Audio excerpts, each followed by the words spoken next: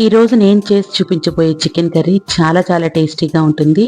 అసలు ఎప్పుడు మీరు ఇలాంటి పద్ధతిలో చేసి ఉండరు. ఎంత బిజీగా ఉన్నా కానీ మనం ఈ చికెన్ కర్రీని ఈజీగా తయారు చేసేసుకోవచ్చు. దానికోసం ముందుగా చికెన్ని బయట నుంచి తెచ్చిన తర్వాత ఒక అరగంట సేపు ఉప్పు నీటిలో నానబెట్టి 2-3 సార్లు నార్మల్ వాటర్తో కడిగి పక్కన పెట్టుకోవాలి.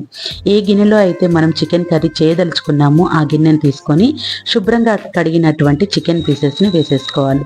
తర్వాత 1/2 స్పూన్ పసుపు, 1.5 స్పూన్ కారం, తగినంత ఉప్పు, ఉల్లిపాయ పచ్చిమిర్చి ముక్కలు,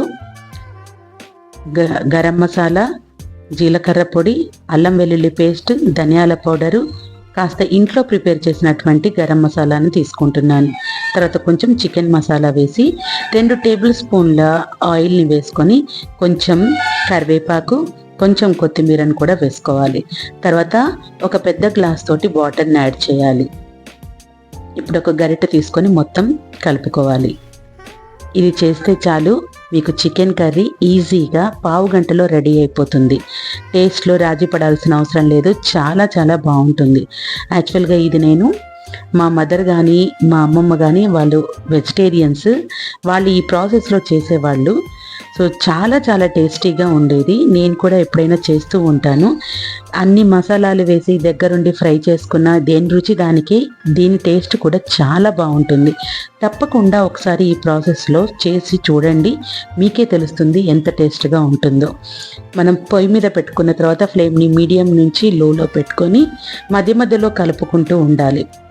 వాటర్ రేషియోని చెక్ చేసుకుంటూ ఉంటే సరిపోతుంది. గ్రేవీ ఎక్కువ కావాలనుకునే వాళ్ళు కొంచెం వాటర్ ఉన్నప్పుడే తీసేసుకోవచ్చు. గ్రేవీ తక్కువ కావాలి అనుకున్నప్పుడు వాటర్ అంతా ఇంకిపోయే వరకు కూడా ఉండొచ్చు. నాకు అన్నంలో కలుపుకునేంత గ్రేవీ కావాలి, నేను అంతవరకు వీటిని కుక్ చేసుకుంటున్నాను. మీరు ముక్క ఉడికిందో లేదో కూడా చెక్ చేసుకోవచ్చు. నేను వేసిన ఉప్పు కారం కానీ ఏవైనా కానీ ఫస్ట్ ఏది వేసానో అవి నాకు అన్నీ సరిపోయాయి. మీకు ఒకవేళ సరిపోలేదు డౌట్ అనిపిస్తే మధ్యలో ఒకసారి చెక్ చేసుకొని వేసుకుంటే సరిపోతుంది.